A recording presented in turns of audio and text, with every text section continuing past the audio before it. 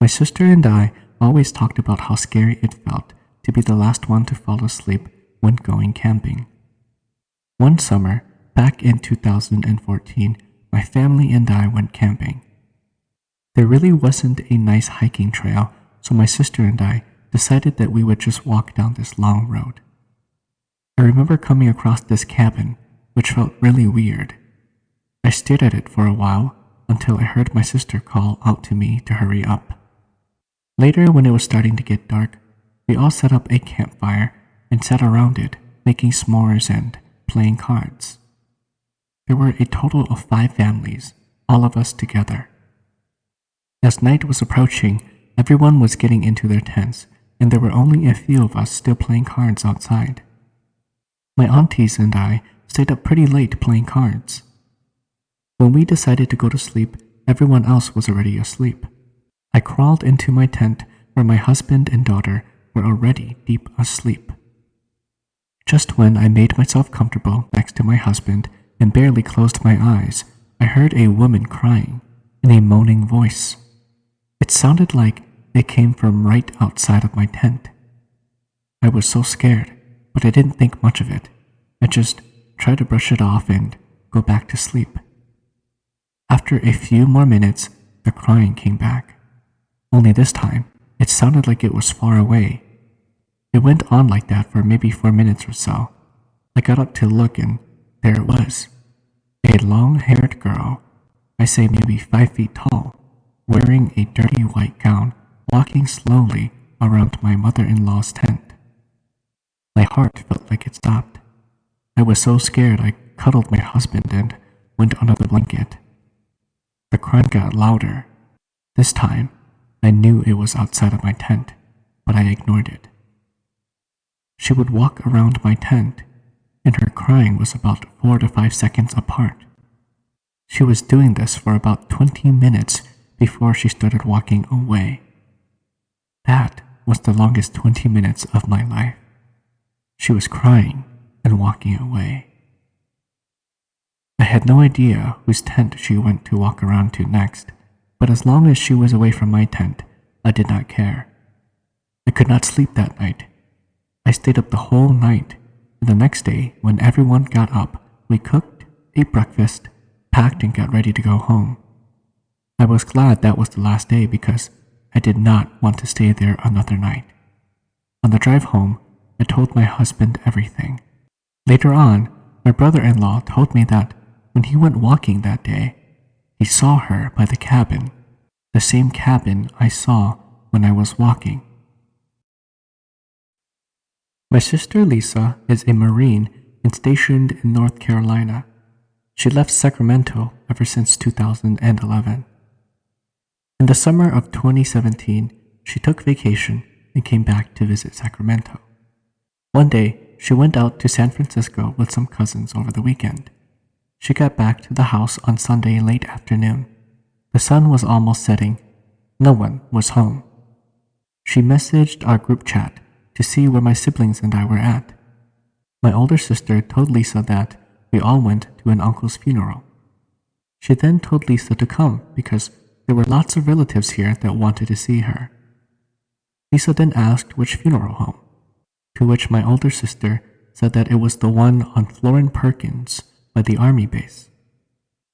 Lisa got ready and left to the funeral home. As I said before, Lisa hadn't been back ever since 2011. The funeral home Lisa was actually going to was an old and closed one on Morrison Creek in Florin Perkins. This funeral home has the exact details as the Moon Sun on Florin Perkins and by the army base too. Therefore, Lisa assumed that it was the one that my older sister had said. My older sister wasn't aware that Lisa didn't know the one on Morrison had closed. As Lisa turned onto Morrison Creek, there were no cars parked outside the funeral home. The funeral on Morrison is just a warehouse, usually rented by Hmong people. It is gated, and inside it has a parking lot where you can park outside on the big street of Morrison. My sister then drove into the gates assuming maybe there might be some cars inside the parking lot, but it was also empty. At this point, my sister was deeply afraid. She thought she was hallucinating. Lisa thought it had to be this one, but wondered why no one was there. She took a U-turn out of the parking lot, but before she was going to exit the gates onto the big street, she looked into her rear-view mirror. She then saw a man in a green shirt, khaki vest, and khaki pants like he was going fishing, and he was walking across the parking lot.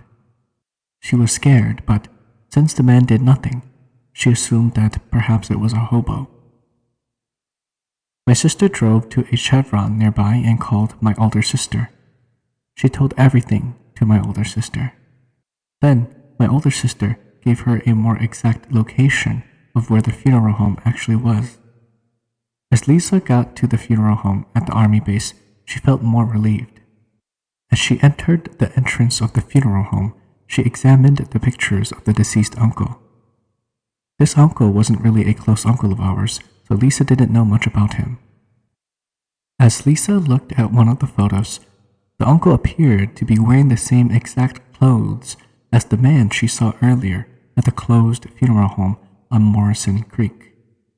At this moment, she was really shook. She stayed for a bit and met everyone, then left home early because she was scared. The next day, she told everything to my dad.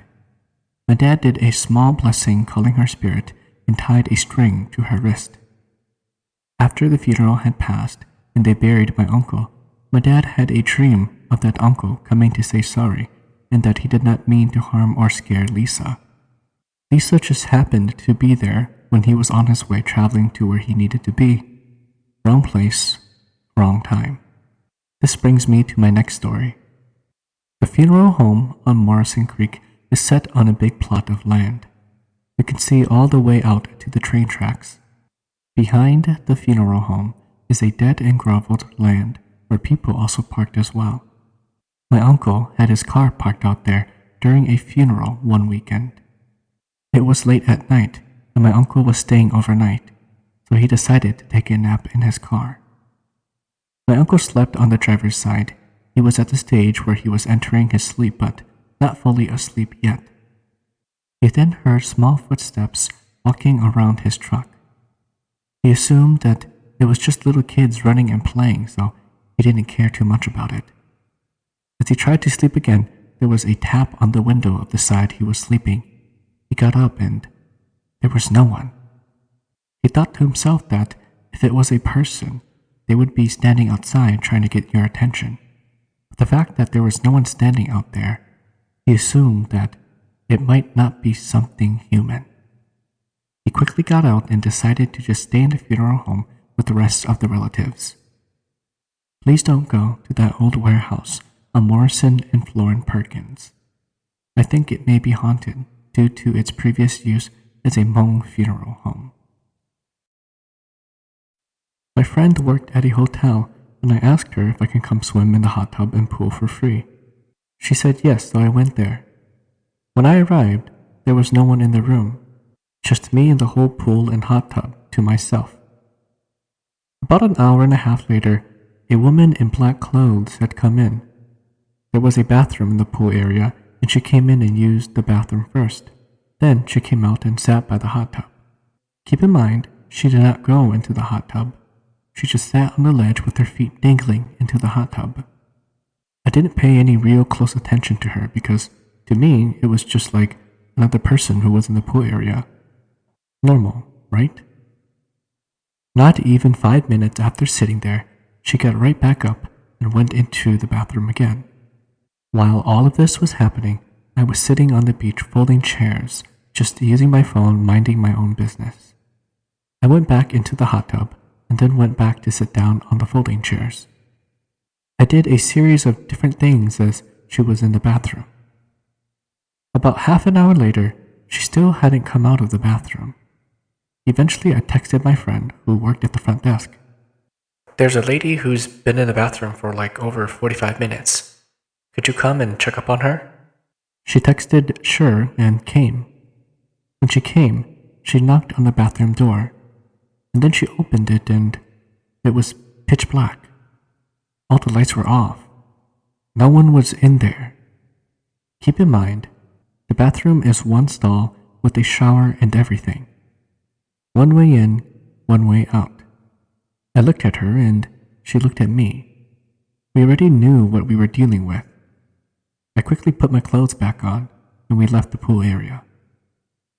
Coming down the pool area, you have to walk down a long hall. As we were walking back, my friend said to me, "I didn't want to tell you earlier while in the pool area because I didn't want to scare you, but I heard a woman laughing when I was coming down the hall from the pool where you were alone. And I think it's her laughing at us because we thought she was in the bathroom."